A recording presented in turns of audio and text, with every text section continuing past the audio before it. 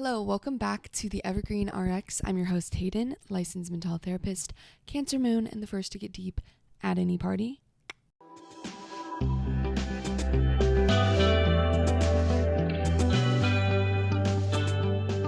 So, maybe today's episode will bite me in the ass one day because I am talking shit about AI.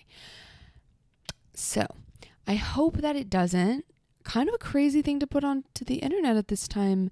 Not like I'm the only one doing it, obviously, but bold, because the internet lives forever, and we don't know where this AI train's going to take us. But I decided to just make a little chatty ep today to talk to you guys about my thoughts on AI, because they have evolved a lot, and they've evolved a lot really recently too. It's just been super on my mind, and my relationship to AI, I feel like, has changed a lot. And there's not really anywhere to point to exactly, but I think that now that the honeymoon phase is over between me and chat, I'm recognizing some things. I mean, not to say I didn't recognize them before, but I'm like putting more stock and critical thought into how we engage with AI, how I'm engaging with AI, how we're all engaging with it against our will. You know, it's just flooded social media. It's crazy how many Instagram reels just AI slop, and the way that it's not marked, and you have to go to the comments to find out whether or not like the baby penguin you just saw being saved is like real or not. And that's been, I think, a big shift. Is actually over Christmas break over Christmas. I mean, it's like you get a couple of days off from work, but it's not like Christmas break. Can you tell I'm bitter about it? Anyway, I was with my brother, and I was showing him a Instagram reel that I had seen. I'd sent it to him, and it was like a really cute like squirrel being saved. And halfway through, my brother was like, "You know this is AI, right?" I had no clue. Oh my God. And watching it back, I could tell. I was like, okay, yeah, like this is seeming a little bit ridiculous. But it was the first time I had seen something that was that good. Because before, this stuff has been kind of obvious and looks really fake. But this was good. And it was a whole storyline and video with a squirrel and a man and whatever. And I didn't know. And that is really freaky. Because I was just going around. It's pretty innocuous, right? Like, I'm just going to go around and tell people that a squirrel was saved and it's not true. Okay, that's okay. Not doing a lot of harm. But, I mean, it's not that hard to extrapolate to how much harm this can do. Essentially, my thesis, and I don't know if this is the title or not, but the catchy little thing I want to explore today is the idea that AI is not your friend. And AI is not your friend. AI is a computer. And as people, we have a tendency to anthropomorphize things. I was just listening to something, wish I could remember what, but with the amount of content that we're all consuming on a day-to-day basis, I don't know if it was my audiobook, if it was a podcast, I don't know what it was. But I was listening to something, and it was talking about how humans have this natural propensity to anthropomorphize things. Kids do it all the time. Kids see the world as being very alive. A tree has a personality. Their jacket has a name. Kids just see the world that way. And so there's some natural disposition to see things as being living, to give them human-like characteristics and qualities. And we definitely see this with AI. It's just easier. There's like shorthand to just refer to it, as like a she or a he, and, to give it a name or to call it chat, like it's its first name. And, I was talking to chat the other day, like it's a friend. And of course, because we already have that natural propensity, and these AI, not bots, what are they called? Like these large language models. I don't know. Clearly, I don't know the terms, but like chatbots that we're talking to are designed to speak like people and to be conversational. So they talk to us like we're having a conversation with a friend. I mean, some of them you can literally speak to and they'll speak back, and they have the cadence and the tone and the pauses of a normal human being.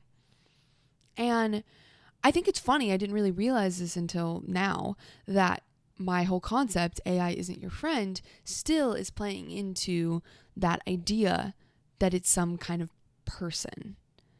And I think that is dangerous, and we're naturally just going to do it. So I'm not going to get too far up and like die on that hill of like, remember that it is a computer and whatever. But we got to have some level, hopefully, of consciousness around that idea. That whether you're talking to ChatGPT or Claude or all of these different models, Google, Gemini, or whatever it's called, they're not individual different people. Sometimes I feel like Claude has a different personality than Chat because of the way they're programmed. Claude is like friendlier, but also I don't think it's friendlier. This is crazy. I don't think it's friendlier because I think it's actually just the design of the website. If y'all don't know what that model is, it's not as common, I think, as ChatGPT. The web page is like a little warmer toned, and it's like a little more aesthetically pleasing. So I view it as friendlier. That is so crazy. That is crazy. We're getting duped. Anyway. So really, here's my confession. I probably should have said at the top, but my confession is that I use AI to help me make this podcast episode. I use it to help generate ideas for my podcast and to make titles and descriptions and use SEO language. I use it all the time. And I was an early adopter too. Like, shockingly. I'm usually not a big tech girl, but I was an early adopter. I was like, this is awesome. I don't want to do this stuff. And it's like having a little assistant. However, lately I have been disillusioned. So, do I trust AI? No. Am I making this episode because I decided to cut AI out of my life and I'm trying to convince you to do the same? No. Do I plan to stop using it? No, I don't. At least right now. But this is exactly where I like to be in these discussions.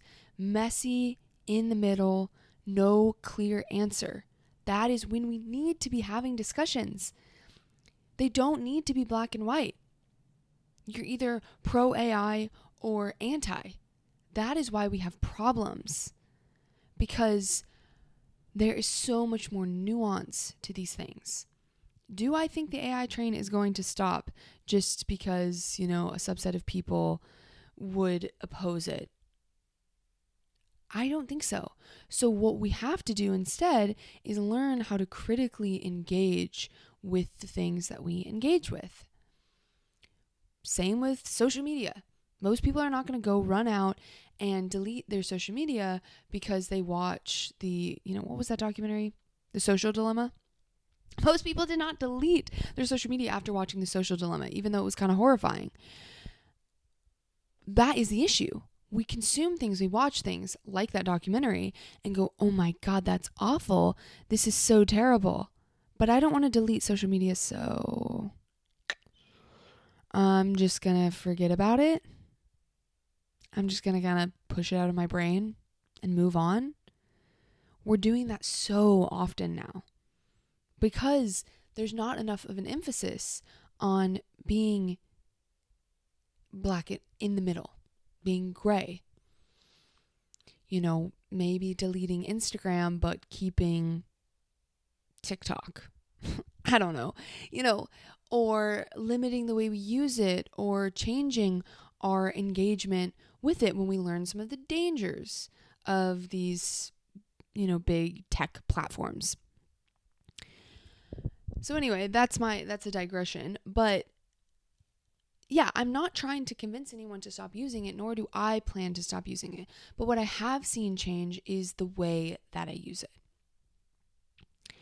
And one of the biggest ways, which I'll get into a little bit more later, is I was using it a lot for a while to help me as a therapist. I've been going on this journey of learning this specific therapy model for the past year or so. And so I've been doing a lot of training and trying to understand this model. And guess what? AI knows a lot about it. And so I would ask it questions about the particular model that I couldn't ask anybody else. I didn't have a trainer or a teacher on dial-up. I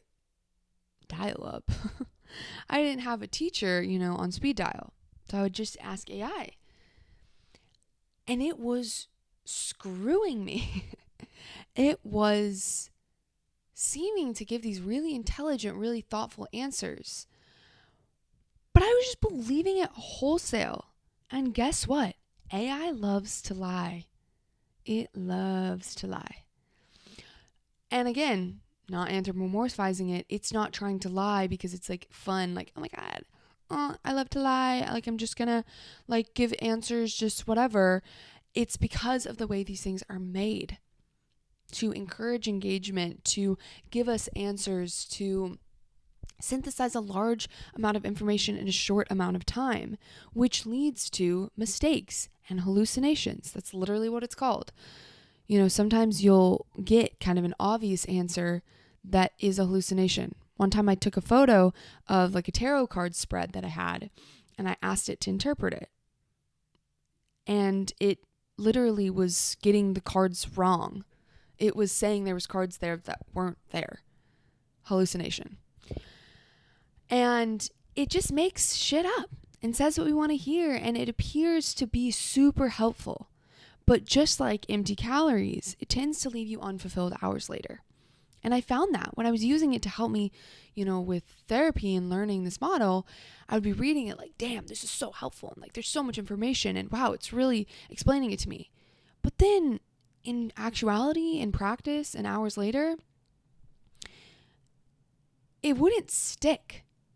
It was like snow, it just melted away. It actually wasn't that helpful. Or once I was out of the fugue state of learning and going back and forth and asking all these questions and getting these quick, satisfying answers, I found that it wasn't actually substantive.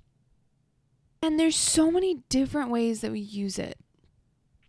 Kind of like what I was saying, AI as an expert, all knowing, or as an artist, as a friend, as a therapist, which, guys, just how much information. Please be conscious of how much information you are giving a tech company about your life. If you're using it as a friend or a therapist, oh my God, you're giving so much what would be considered HIPAA, confidential information, to this source that you don't even know where it's going or what they're doing with it. I saw that TikTok was incorporating AI into their, messaging section. I guess if you consented, you can message AI on TikTok. I don't really know, because I was like, hell no, I'm not consenting to that. This thing that is already trying to advertise to me so much, that has a shop integrated into the app, where when you search any product, the first couple of TikToks you will see will be advertisements for something sold in TikTok shop. I am not giving it more information about myself. So I don't exactly know how it works, but that is crazy. And it concerns me how many people are out there just willy-nilly giving information that previously would be considered confidential HIPAA information that us as therapists or doctors have to do a lot to keep confidential and safe, especially electronically transmitted information. There's a lot of things you have to do to keep that information safe. And now it is just out there.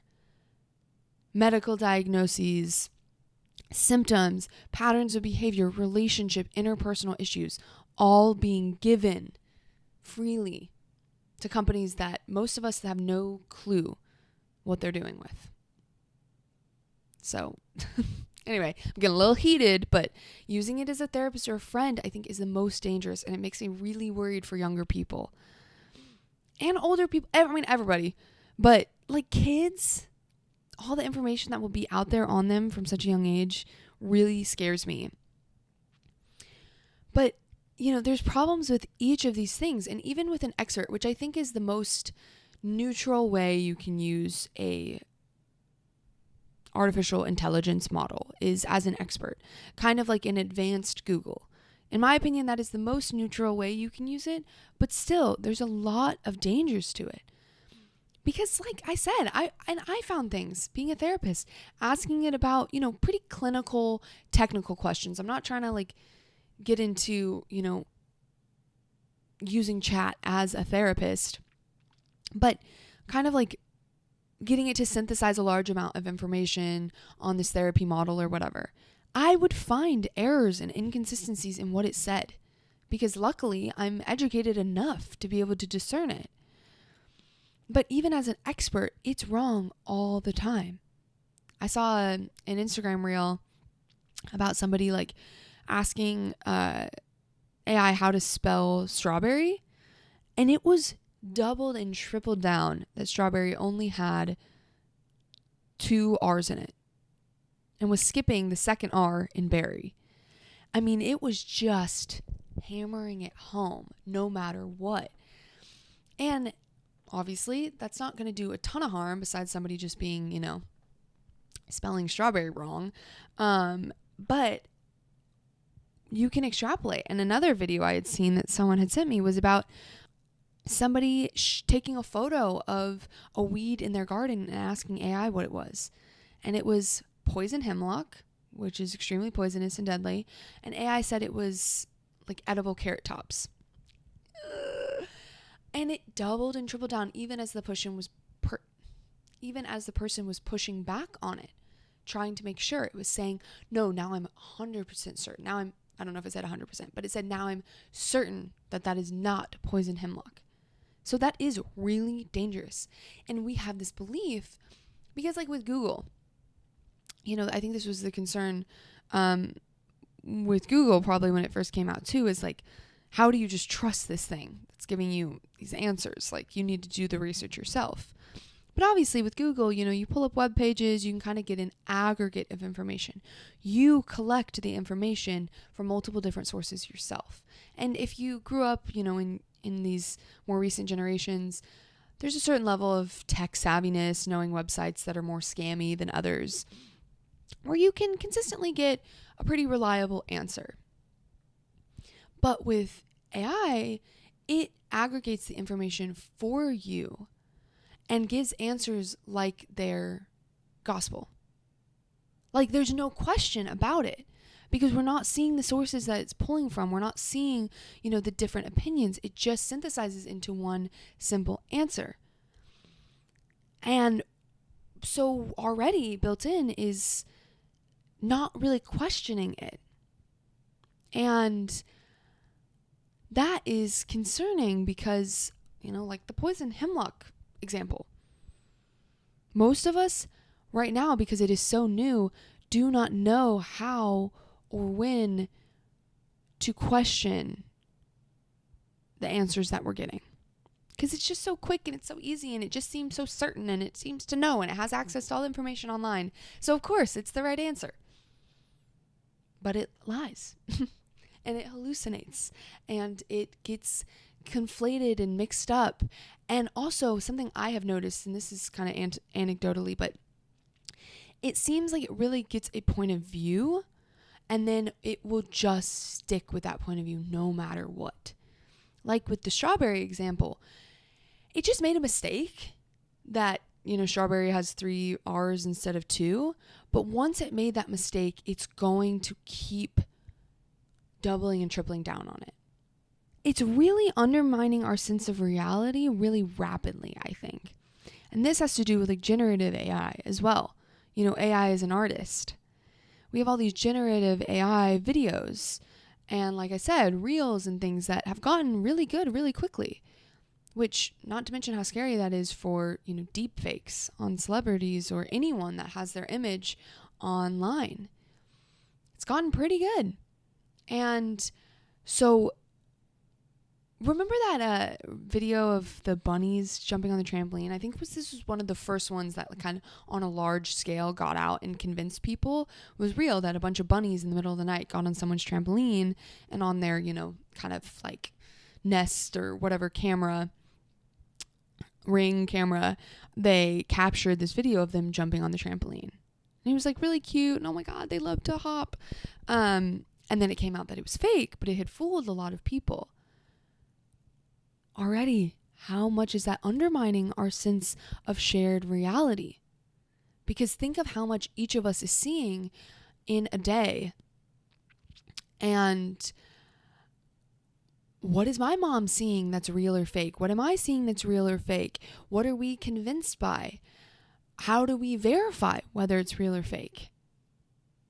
So the information is getting so diversified and manipulated by a bunch of random generated content. And it's stealing our opportunities for critical thought. And also we're happily outsourcing our creativity. Like I said, I use this to help me with the podcast. Yes, I sit down, I make my outlines, and I record these with my own thoughts. But on some level, it is influenced by ideas that I get from AI. So I'm already outsourcing a level of creativity and thought just for ease, because it saves me time.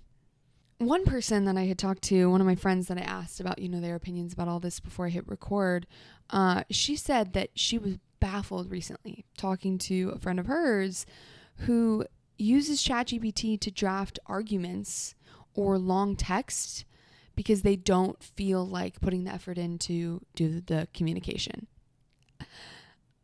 This makes me sweat, especially as a therapist. Oh my God. Wow, what are the implications of that? And if you're sitting here listening to me being like, she's being dramatic, okay, sure. Maybe you think I'm being dramatic, but I really think we have to think about the implications. What atrophies and how quickly, what skills of ours atrophy when we just outsource all of our communication, long text, arguments, emails, difficult conversations we're trying to have with people that we're not even having. They don't know. Our boyfriend who we're texting doesn't know they're actually texting with chat. And maybe we skim over it to make sure we agree with it. But I really think quickly this is stealing a lot away from us. And again, and I hear myself as I'm talking. It's like I sound like a boomer when the internet was invented. I hear it, I get it. Humans adapt, we figure out new ways of being, we figure out how to incorporate technology into our life. I really do believe that, and I don't think it's all bad. That's why I'm not throwing it out. I'm not going to stop using it completely. But, I want to be more discerning about how I use it. Drafting arguments with someone? I don't know. Is that how we want to be using it? Is that what you want to so willingly give up? To just turn that part of your brain off? Does that bother you at all? It would bother me. And I do think it's a personal question. What are your values? What do you think is important? What do you think makes us human and makes our time and life on earth worth living? If you're someone that is just into pleasure, more of a hedonist, it's just about pleasure, it's about enjoyment, it's about making things as easy, as seamless as possible, then sure, maybe you will use AI for everything.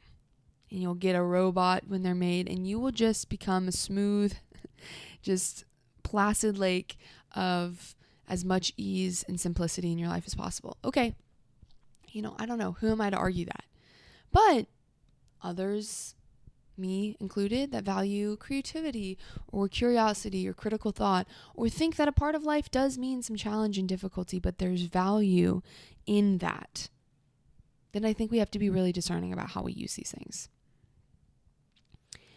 My friend also had said that one of the biggest things that bothers her about, people saying, oh, it's just so much easier. Why would I bother making this myself when AI can just generate it in 2 seconds? She was questioning, what about the value of the artistic act or the struggle? Do we believe that there's no value in difficulty, in challenge, in struggle? In the act of creating something, of going through that whole process and birthing it, and then being like, I made that myself. So all of this to say, and why maybe this is relevant, which I could have probably started at the top with this, why this is relevant to a podcast like mine that focuses on mental health and relationships and psychology, is that I want to encourage myself, everyone maybe listening, to continue to assess our relationship to this as we continue to engage with it. Just as I would advise anybody with any other mental health topic or, wellness related thing, is we want to assess as we go along. This is the evergreen, apothecary prescription at its finest.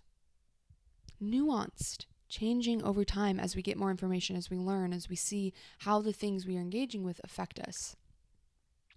And so for me, that means I'm scaling back. I am not using it as much as I did at the beginning.